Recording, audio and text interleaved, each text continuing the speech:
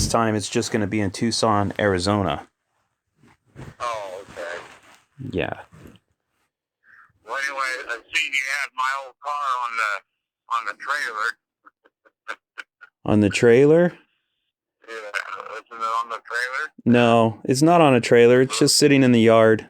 The Charger? Oh, yeah, the blue Charger. Yeah. I thought it was on a trailer. No, okay. No. Well, anyway, I was gonna say if you were gonna race it, it had the low horsepower 440 in it. It's not the. It needs a better cam in there for racing. Yeah, I have another engine I'm gonna drop into it.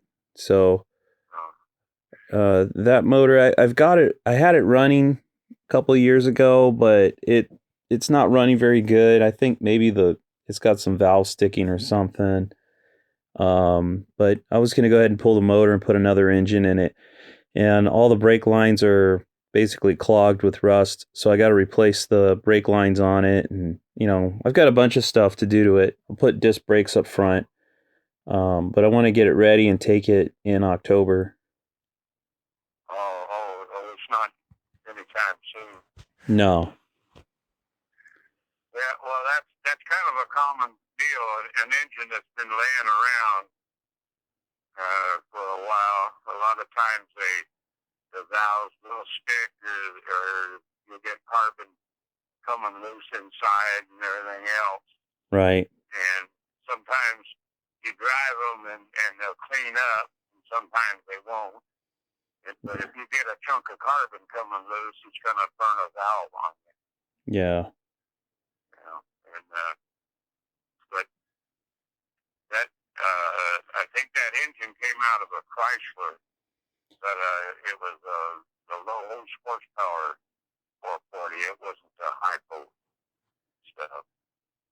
Well, actually, I think it is because the exhaust manifolds on that, they're the C-body hypo manifolds. Yeah. So I think it's still a 440 HP, but I could be wrong. Well, the manifolds and the header pipes come off of a power control car. The monocle. Oh, really? Well, where'd you get those from? At the wrecking yard. Oh, okay. Oh, I thought they came off the engine that you pulled. Okay. I got them off of a Dodge Monaco house control car. Ah. And that's a C-body. And anyway, when I put it on there, the damn header pipes were hitting. I think the torsion bars or transmission or something down there in that area. And that's why I got out the torch and I heated it all up and set that shit around so it wouldn't hit anymore. Oh, okay. But and it's got the ram horn exhaust manifolds, right? Yeah, I mean, I know guys call them that, but yeah, they're the hypo manifolds. Yeah. Well, anyway,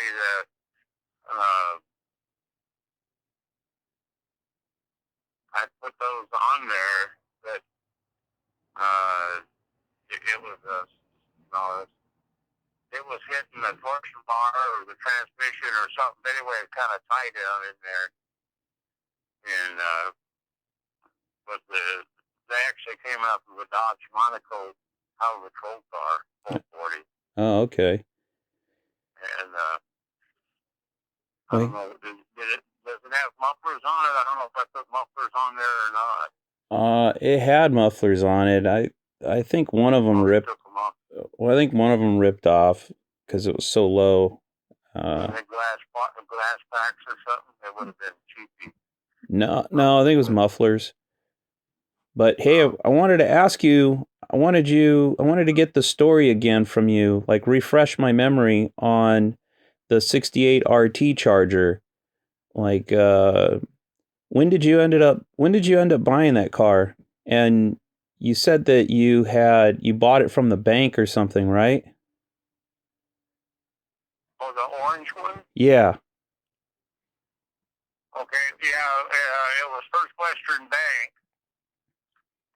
and it was a repo, and I don't think First Western Bank even exists anymore, but they were downtown L.A., and they were a customer of the shop I was working for, Okay. Mopar Brothers.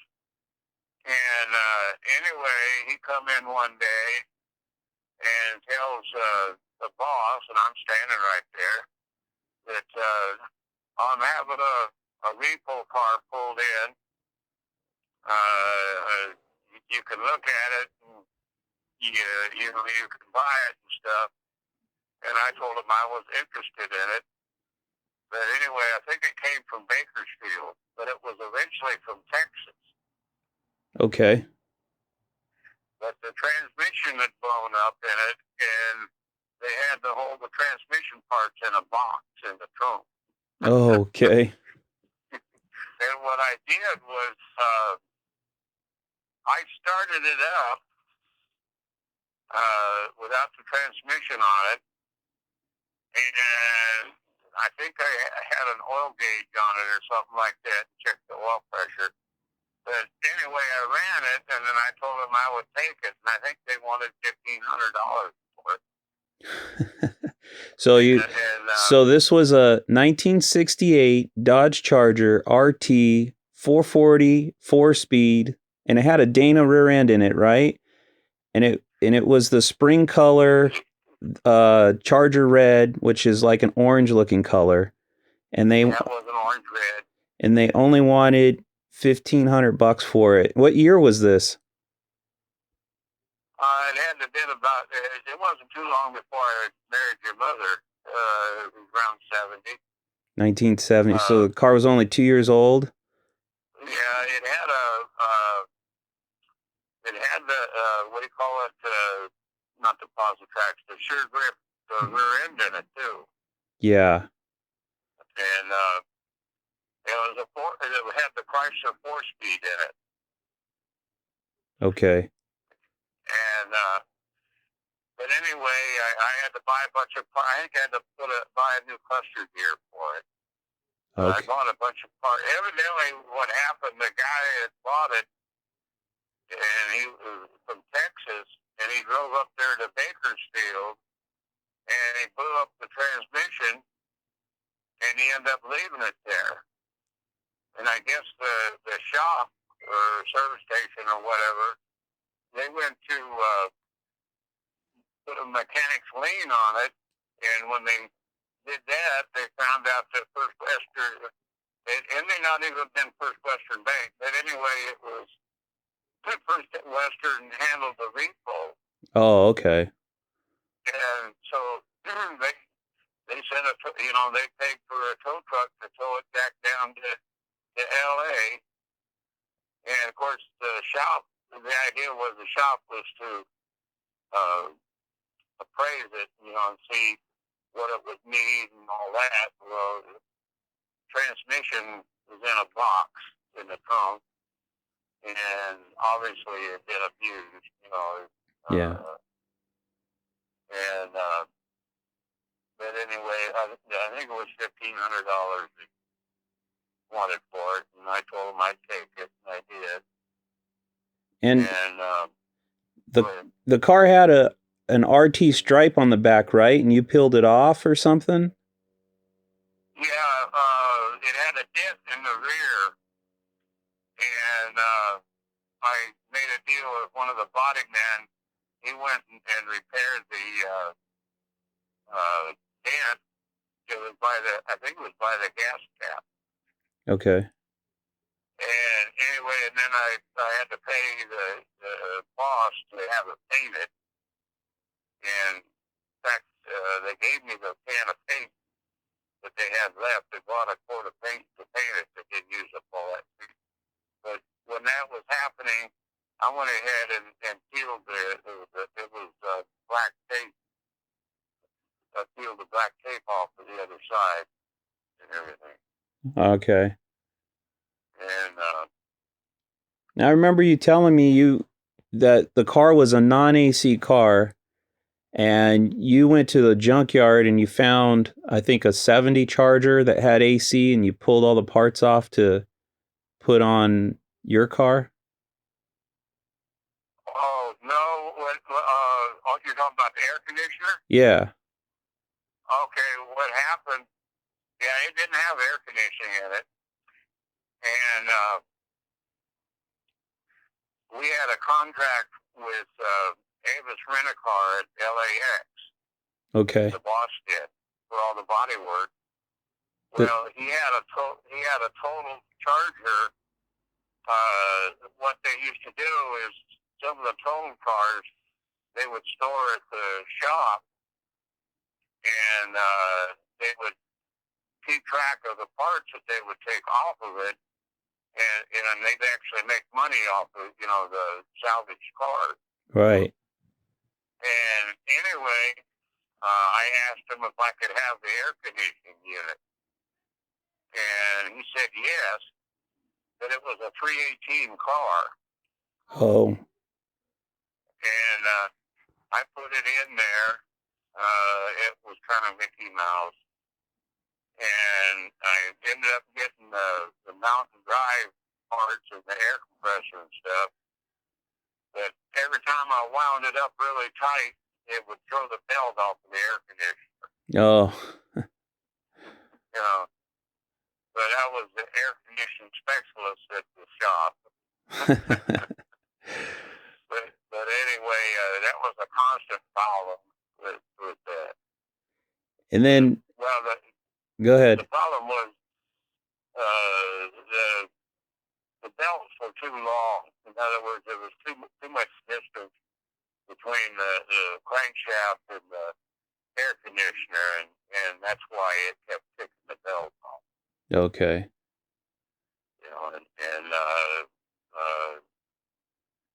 I don't remember where I got the parts to mount the air conditioner, but I probably got the compressor. I got the compressor off of the total car. Right. And but I went back to get some more parts later on, and the boss told the guy next door, who kind of watched the business and stuff, told me I couldn't take any more parts off of it. The boss didn't tell me, but the guy did. They said you can't have any more parts off of that car. And oh, okay, fine. Right. And I let it go with that. Right. And wasn't there? Didn't you tell me that there was a story where you parked the car and the guys like kind of blocked you in so you couldn't get out or something like that? I don't remember that now. Oh, okay. Do you remember where I said it happened at? No, I don't remember. I just thought they blocked you in or they made it tight so you couldn't park there, and you you just ripped the tires and threw the car kind of side. Oh, okay. What had happened is I was getting gas. Okay. And the car, I don't know if the car in front of me broke down or wouldn't start or something like that, but it was on the lower side of the station. And anyway, what I did is I turned the wheels all the way to the right, and I lit up the rear tires and spun it around. And everybody was impressed. I couldn't drive around the guy in front of me, but I did a U-ing. But I lit the tires up and did a U-turn and got out of there. And everybody in the station, all the employees are all impressed with that. Nice. And then, so when you parked the car, what happened? You said you lost a piston or something like that? It cracked a piston in it. When I went to work for, it wasn't King Dodge, what was the name of that? I'll think of it later. But anyway, the guy that got the contract for the highway toll bars in 1977, 71, 2, somewhere in there. Uh, he was in South LA, and South Sacramento. And I went to work for him there for a few months, but the service manager was a real asshole. Okay. And it ended up quitting and going to work for somebody else. I think that's when I went back to William Chevrolet, I think. Okay. But anyway, I was talking to one of the older mechanics, one of the engine men, and first it had a noise in it. And anyway, I was talking to him, and he said, well, that series of engine, they had a lot of problems with the pistons cracking around the wrist pin. Okay. And they had to put new pistons in under warranty on a lot of them. Okay. But anyway, I was driving all the way out to Davis, California, North Island. It was about 40 miles. And it started using oil real bad. And if you got on it, it would dump a quart of oil just instantaneously. Wow. And so anyway, that's when I parked it. And then it sat in the backyard, underneath that tree for a couple, 3 years. Yeah. And then when we went to, move to LA, I couldn't take it with me. So I turned around and got, sold it. But so far, the numbers the VIN number doesn't exist, correct? Yeah. Well, I've tried to post the VIN number, hoping that somebody would perhaps see it. I mean, the thing about the car is, there's that, because of that color, that spring color. It was only basically like a half of year, excuse me, a half year that it was run that color, or that you could get it that color, and then your car Chargers, a lot of Chargers had vinyl tops to them, and that car was a hard top. It didn't have a vinyl top, so I've tried. Whenever I see one with the spring color, the Charger red, or that orange color, I always look like, man, is that the car? So, I mean, really quick, it's like, it's got to be an RT, and it's got to be a hard top. And most of them, it's like you can weed them out right away, because it's like, oh, there's a vinyl top, or it's not an RT car, and move on, And I've tried posting the VIN number on some of the Mopar Facebook pages just to see if somebody knows what happened to the car or has the car, but nothing's come about yet. There's been a few guys up in the Sacramento area that have said that they would ask around, for me and stuff, but nothing's ever come of it. So I don't know. It's hard to say. So many cars died over the years. Anything could have happened to it, but it could have ended up in a wrecking yard. Yeah. I still have high hopes, though, that somebody's got it hoarded away, in a barn or something somewhere, or a shed, and it'll resurface. Probably won't be able to afford to ever buy it, but, it'd be nice to see it. Well, Marlo was telling me, of course, he was into the real old stuff. Yeah, the hot rod stuff. Model A's and stuff. They get a VIN number or a title, and then they run a search, and that title or that VIN number is not registered anything. They can go ahead and get that VIN number and register the car for it. Oh. Well, I've tried calling DMV here in California, and they've told me that, I mean, they've ran the car here. Like, I gave them the VIN number, and they said that it's not in the system anymore. Um, so either it's gone or it's out of California. And I asked, well, if the car went to another state, could you see that? And she said no, that she's only got access to California. Right. So I think the only way I could do like a nationwide search is that there's probably some police type database that you can search the whole nation, I'm assuming. But I mean, she said the only other way would be to call each state, each DMV from each state, and run that VIN. But yeah, Yeah, that'd be a that's long, probably the only way. Yeah. yeah. But at any rate,